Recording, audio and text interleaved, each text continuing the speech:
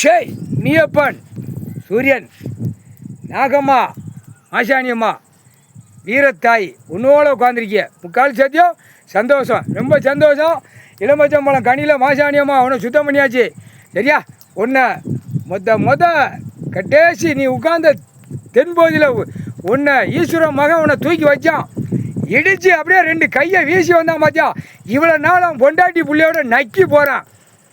குடும்பத்தார் அவன் குடும்பத்தார் காப்பு கட்டினவன் ஏமாற்றி ஈஸ்வரன் மகனை ஏமாற்றி எழுதுனவன் குடும்பத்தார் குடும்பமே கையை 2 வீசி போகுது. முக்கால் சத்தியம் ஈஸ்வரன் மகனை ஏமாத்தினவன். இந்த சுடுகாட்டு எரிப்புக்கு டைம் வரையில் தள்ளி எரிப்புக்கு தள்ளிடு.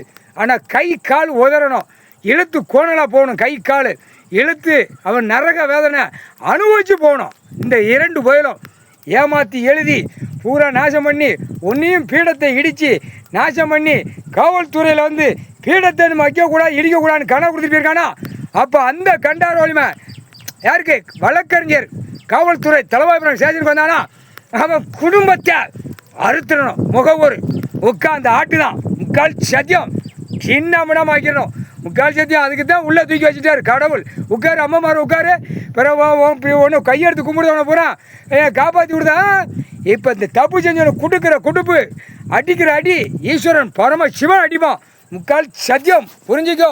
முனியப்பன் சூரியன் மாசாணி அம்மாள் சந்தோஷம். 2ஆம் நாள் கணக்கு சுத்தம் பண்ணியாச்சு. 3ஆவது நாள் உனக்கு எல்லாம் சுத்தமாக கிளியர் ஆகும். முக்கால் சத்தியம்.